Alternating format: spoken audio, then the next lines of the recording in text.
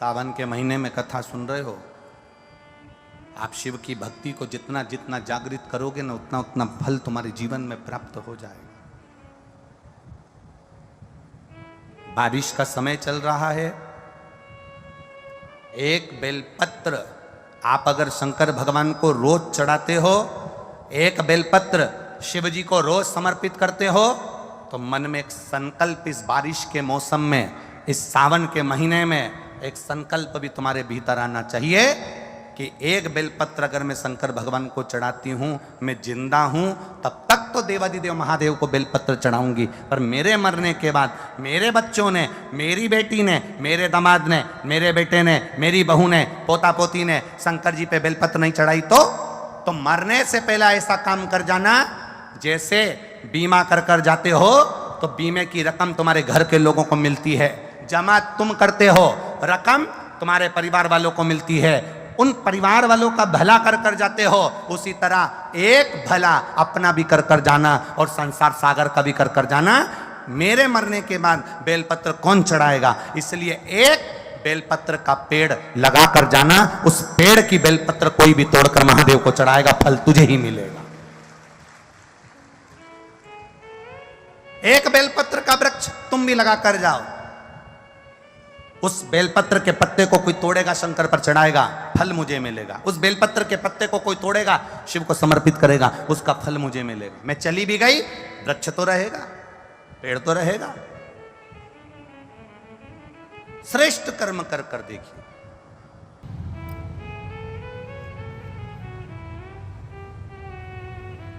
और जब श्रेष्ठ कर्म हम करेंगे तो उसका सुख हमको मिलेगा, निश्चित प्राप्त होगा।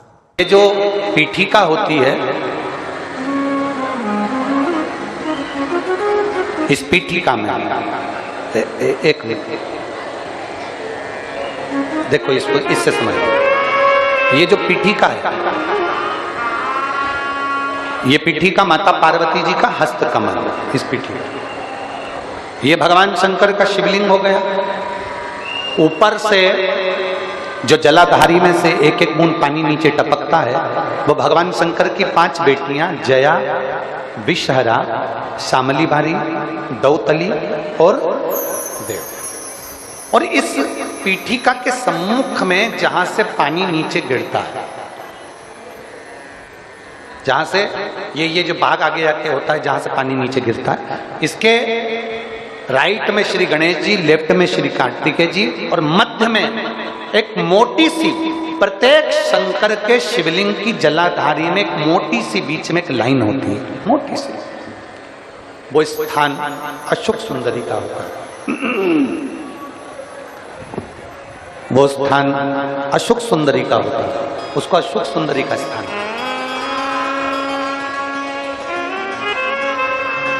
जब विशेष बहुत आपको लग रहा है कि ये कार्य होने वाला नहीं है, और विशेष अगर कोई कार्य, और बहुत समय अगर आपके निकल भी गए हो, बहुत समय आपका लग गया और वो कार्य नहीं हो रहा, 5 बेलपत्र अशोक सुंदरी वाली जगह पर जब आप चढ़ाएंगे, तो ये डंडी का जो भाग है, ये डंडी का भाग जहां से पानी बहता है, जहां से जल बहता है, उस स्थान की ओर इस डंडी के भाग को रखेंगे। 5 बेलपत्र, एक बेलपत्र जब डंडी का भाग हमने इधर कर दिया, थोड़ा समझ लें अच्छे से, जैसे ये जलाधारी समझ लो, एक बेलपत्र अपन ने रखी, डंडी का भाग जहां से जल बह रहा है उस ओर है। दूसरी बेलपत्र हमने उठाई और दूसरी बेलपत्र की डंडी को मध्य भाग की पत्ती पर, दूसरे नंबर की पत्ती मध्य बीच वाली पत्ती है उस पर, तीसरी बेलपत्र को फिर बीच वाली पत्ती पर, इस तरह से 5 बेलपत्र हमें देवादिदेव महादेव को समर्पित करना चाहिए। 5 बेलपत्र पर अपनी 3 उंगलियां भगवान शंकर की 5 बेलपत्र पर स्पर्श करें और 1 लोटा जल भगवान शंकर को पंचाक्षर मंत्र नमः शिवाय, षडाक्षर मंत्र ओम नमः शिवाय या श्री शिवाय नमस्तुभ्यम कहकर जल चढ़ाने की दिशा हमने पहले भी आप लोगों से कहा, अगर विशेष कोई कामना से हम जल चढ़ाते हैं, विशेष कोई मन की बात है और वो नहीं हो रही उसके लिए हम जल चढ़ाते हैं, तो ध्यान रखने वाला विषय है जहां से जल बहता है उसके ठीक विपरीत में आप बैठ जाओ। जल उत्तर की ओर जा रहा है, आप दक्षिण में बैठ लो, दक्षिण में बैठकर उत्तर की ओर मुख कर लो, क्योंकि जल उत्तर की ओर जा रहा है। इधर जल जा रहा है तो आपका बैठना इधर होना चाहिए, इधर जल जा रहा है तो आपका बैठना हम जहां बैठे ऐसा होना चाहिए।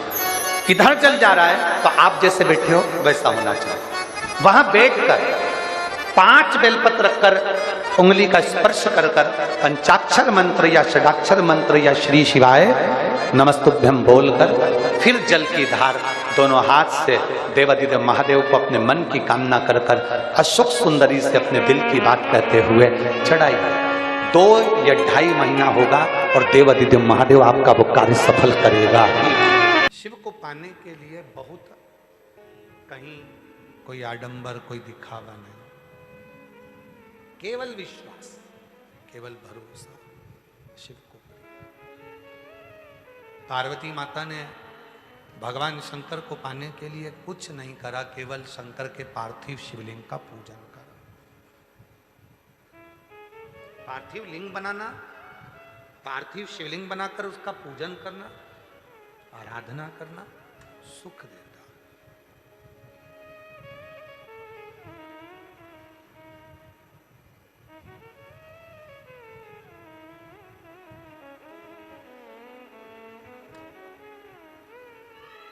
जैसे शिव जी का एक नाम है ब्रह्मेश्वर महादेव।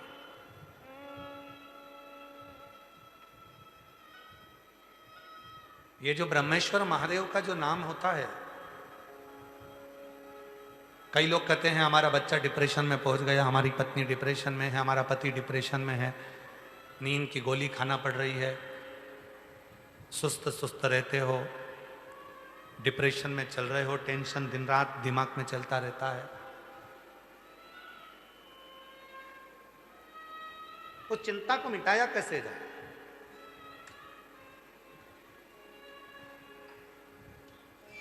सात बेलपत्र भगवान शंकर के शिवलिंग पर चढ़ाकर सावन के महीने में 2 लोटा जल शंकर भगवान को, आप लोगों को मालूम है ना, सारे समय पर 1 लोटा जल और सावन में 2 लोटा जल। सावन के महीने में 2 लोटा जल शिव जी को चढ़ाया।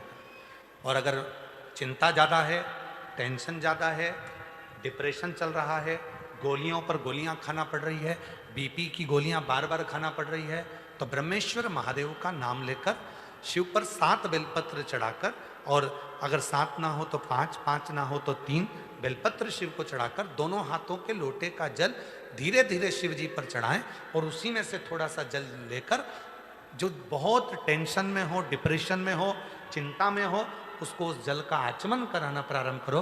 3 से 4 दिन के अंदर वो डिप्रेशन से बाहर निकलेगा, अपने कार्य में रुचि रखेगा और उसको प्रसन्न करेगा। ब्रह्मेश्वर महादेव, बोलो कौन से महादेव? ब्रह्मेश्वर। बोलो ब्रह्मेश्वर महादेव की। पार्थिव शिवलिंग के निर्माण को माता पार्वती जी ने किया और उसका फल मां जगत जननी जगदम्बा अंबा को प्राप्त हुआ। पार्थिव पार्थिव पूजन कभी भी खाली नहीं जाता, कभी खाली नहीं जाता। पार्थिव पूजन अगर किसी ने करी है तो खाली नहीं जाएगा। आप लोग 11 अगस्त को जो सावन की शिवरात्रि है, उस दिन जब आप शाम को 7 बजे पूजन करें, भले आपकी थाली में पूजन का सामान हो ना हो, केवल पार्थिव शिवलिंग बनाकर बैठ जाओ। जब हम जल चढ़ाएं, आप भी साथ में जल चढ़ाओ। धीरे धीरे बाबा को बस दिया लगाकर बैठ भी गए, कुछ भी नहीं है तो भी बेलपत्र पत्र चढ़ाकर अगर जल चढ़ाओगे साथ में, तो निश्चित है कि पार्थिव पूजन का फल तुमको प्राप्त जरूर है। किसी किसी के यहाँ आज भी सिंदूर नाक से भरा जाता है तो मांग के मध्य तक भरा जाता है। आज भी शिवजी ने जब मांग में सिंदूर दिया, वो सिंदूर नासिका पे आकर गिरा, नासिका।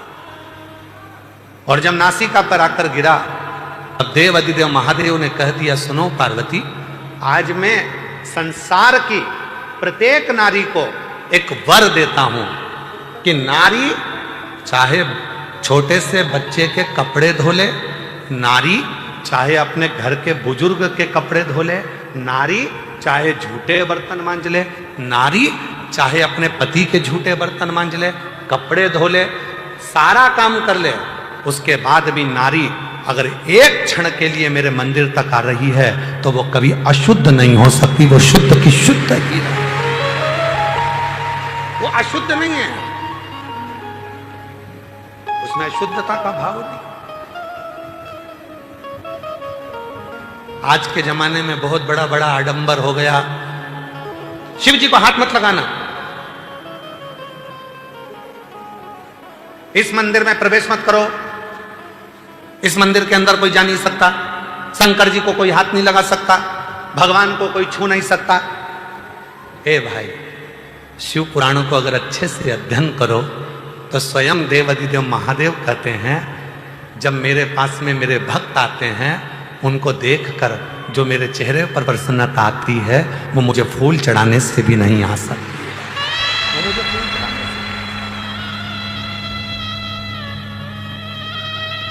ये तो अब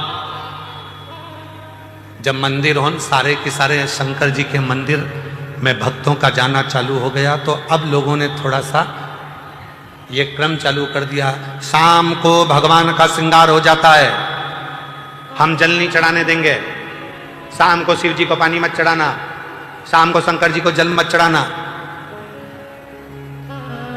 ये अब चालू हुआ। पहले तो मेरा भोला बाबा पेड़ के नीचे बैठा है, ओटले पर बैठा है, दरवाजा भी नहीं है, मंदिर भी नहीं है, खुले आसमान में बैठा है, रात दिन सुबह शाम जब तेरी मर्जी पड़े तब तेरे बाप के पास आ, तब तेरे शिव के पास आ, जब तेरा मन हो। एक पूजन आपको बताई थी, एक उपाय आप लोगों को बताया था, रात्रि के 9 बज के, जम के बोलो 9 बज के 15 मिनट वाला। वो ऐसा शस्त्र है, अब कई लोग उसका विरोध भी करें, सियोर वाले बाबा तो हर कुछ बता देते हैं, रात को 9 बज के 15 मिनट पर शंकर जी को जल चढ़वा रहे हैं। ए भाई, पेट दुखेगा ना तो बच्चा अपने पापा और मम्मी से ही कहेगा, बच्चे को दर्द होगा तो वो अपने माँ बाप से कहेगा, दरवाजा बजाएगा, पापा मम्मा आई, दरवाजा बजा। ये संसार का मनुष्य का बाप देव अधिदेव महादेव है, जब इसको दुख आएगा तो कहां जाएगा, किससे किससे कहे, किसको बोले।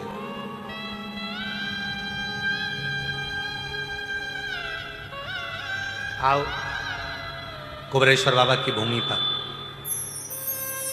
रात को 12 बजे भी आओगे तो शंकर जी को जल चढ़ता मिलेगा। बोलो बोलो, सही है गलत है? 1:30 बजे रात को भी आओगे तो शिव जी को जल चढ़ता मिलेगा।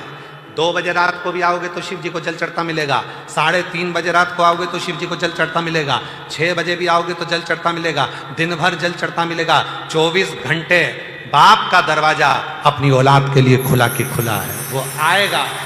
कावड़ का नियम क्या होता है? कावड़ का जल किस जगह पर रख दिया जाए लाकर थोड़ा सा, कि जीवन में कभी संपदा की कमी ना हो जिंदगी में। कावड़ का एक नियम होता है कि कावड़ को ये कंधे से ये कंधे पर रखना है तो सिर के ऊपर से कभी नहीं लिया जाता। कावड़ का एक नियम है। कावड़ को इस कंधे से इस कंधे पर लाना है तो सामने से लाया जाता है, पीछे से लाया जाता है, पर सिर पर से बार कर उसको वापिस नहीं लाते, सिर पर से बार कर। कावड़ का एक नियम होता है, जिस नारी का, जिस व्यक्ति की संतान नहीं होती है, उसको कावड़ यात्रा करने से पहले अपनी गोदी में धान चावल को भरना पड़ता है गोदी में। उसको जब तक महादेव के दरवाजे तक नहीं चली जाती, जब तक उसकी गोदी में वो धान चलते चलते उसकी झोली में वो हिलता रहता है। कावड़ का जल उसके कंधे पर रहता है। और जब वो कावड़, जिसकी औलाद नहीं, संतान नहीं, जब वो कावड़ का जल महादेव को चढ़ाती है तो पहले जल समर्पित करने के बाद फिर चावल के दाने बाबा की उस शिवलिंग पर समर्पित करती है कि बाबा मेरी गोदी में तू यहाँ तक लेकर आया है, ये गोदी खाली मत छोड़ना, मेरी गोदी भर देना, भले 25 साल हो गए। कावड़ यात्रा का नियम है, सिर पे से बार कर वापिस नहीं आती, सम्मुख से कावड़ निकल जाती। लंकाधिपति रावण को सुध पड़ी जब तुमरुका जी ने कहा जाओ लंकेश, अगर तुम चाहते हो कि शंकर के शरीर में गंध पहुंची है उस विष की गंध को समाप्त करना है, तो तुम जाकर महादेव को जल अर्पित करो सावन के महीने में। उसी को हमारे यहां कावड़ कहा गया। अब विश्वास, भरोसा, दृढ़ता शिव के प्रति जागृत कर कर चलते हैं। जब दो चीजों का स्मरण होना चाहिए। एक, अपने घर से निकलते समय दरवाजे के बाहर 2 स्वस्तिक बनाकर अवश्य आए। 2 स्वस्तिक बनाकर अवश्य आए। कावड़ियों का नियम होना चाहिए, घर से जब निकलें 2 स्वस्तिक दरवाजे पर बनाकर आना चाहिए। जिस समय आप कावड़ का जल चढ़ाकर वापिस घर की ओर जाएं तो वो 2 स्वस्तिक जो तुमने बनाए हैं उस पर कावड़ का जल छींटना अवश्य चाहिए। उस घर से लक्ष्मी कभी समाप्त नहीं होती, उसमें भरी रहती है। कावड़ियों का स्मरण में आना चाहिए। जब जल भरने जाओ तुम्हारे दरवाजे पर स्वस्तिक बना होना चाहिए।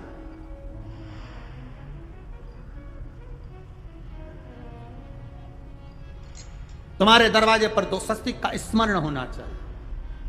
मेरा शिव, मेरे गोरा, मेरा गणेश, मेरी रिद्धि, मेरी सिद्धि, मेरे देव नारायण, लक्ष्मी, राम, सीता, मेरे कृष्ण, मेरी राधा, सब वहीं पर विराजमान हो, सर्वस्व वहीं।